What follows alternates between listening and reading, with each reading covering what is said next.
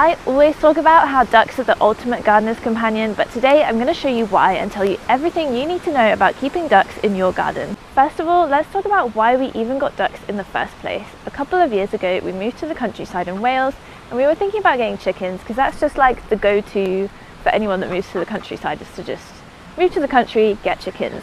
But we met this couple called Josh and Abby who happened to be the only organic duck egg producers in the UK. And we told them we were thinking about getting chickens. And they basically said to us, why would you get chickens when you can get ducks? And we'd never thought about getting ducks before, but there's actually a lot of benefits to having ducks over chickens.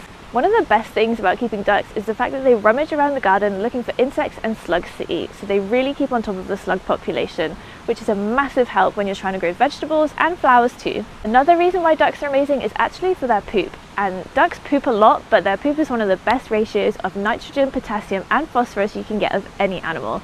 Basically, it's pretty much the best poop you can get. Contrary to popular belief, ducks actually don't smell. I think chickens do have a bit of a smell to them, but ducks don't smell at all.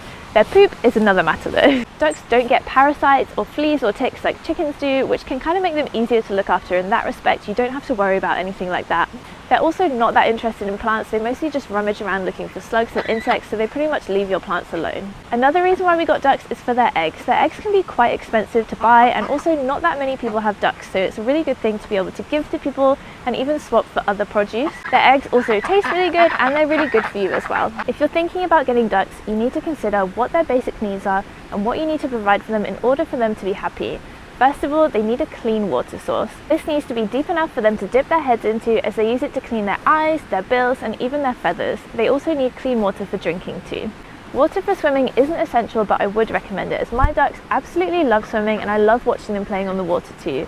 You could even just provide a small pond or a little plastic kiddie paddling pool for them to play in. They also need a house to protect them from predators, just something secure that you can put them to bed in at night. I like to leave mine open in the day as well so they can go in if there's any severe weather, but the ducks usually aren't bothered by any kind of weather. You also need to keep the house pretty clean and dry inside, so you can use something like straw or wood shavings to do that. And of course, you need to provide them with some food. You can buy food that's specifically for ducks, or you can feed them chicken feed, but there's a couple of things you need to be aware of.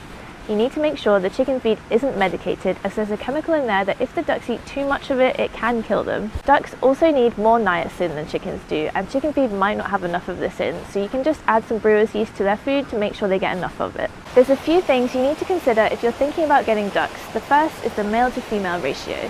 A male duck is called a drake and the females are just called ducks. You need to make sure you have the right ratio of these for everyone to be happy.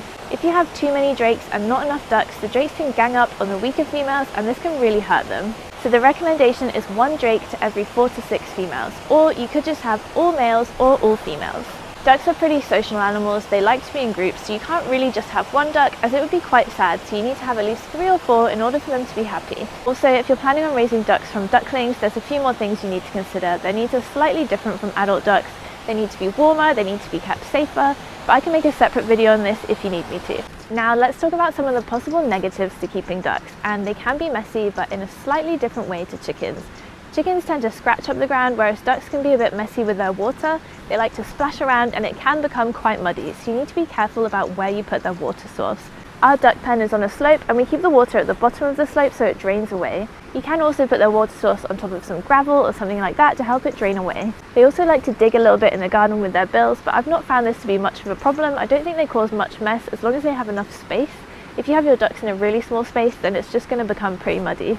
Ducks poop a lot. I think the statistic is that they poop every 15 minutes, but their poop's amazing for your garden. It's a really good resource actually. I like to use their dirty bedding from their house in my compost, and also I have a little kiddie paddling pool in their pen which they poop into, and I can use that water as a liquid fertilizer. With chicken poo, it's best not to use it directly onto the garden straight away as it can burn your plants, but with duck poo this isn't a problem. One of the main downsides to keeping ducks is that they don't put themselves to bed at night like chickens do, so you need to make sure you're putting them in the house every single night to keep them safe from predators.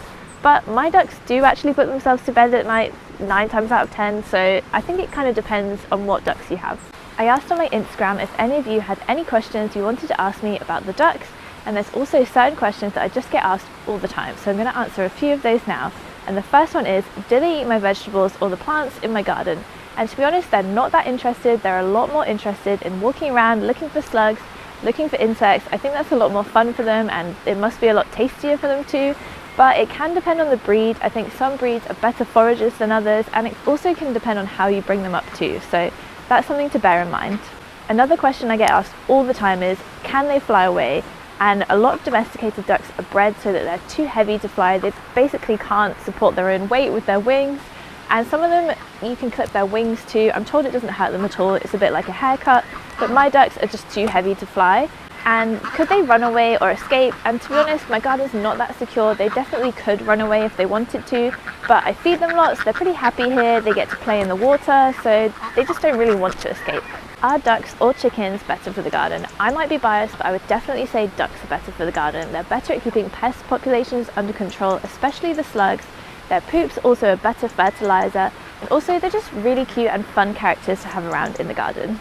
Which eggs are better, duck eggs or chicken eggs? Again, I would probably say duck eggs. Not only are they bigger, they also contain a lot more nutrients than chicken eggs, like omega-3 fatty acids, antioxidants, and even vitamin B12, and there's a load of other minerals that they contain more of than chicken eggs. Duck eggs also have bigger yolks than chicken eggs, and they have a creamier texture and a much richer flavour. What are your ducks called? To be honest, only one of my ducks has a name, and that's Phyllis. She's the mum of the other 5 ducks, so I need some name suggestions for the other 5. Let me know if you have any ideas in the comments.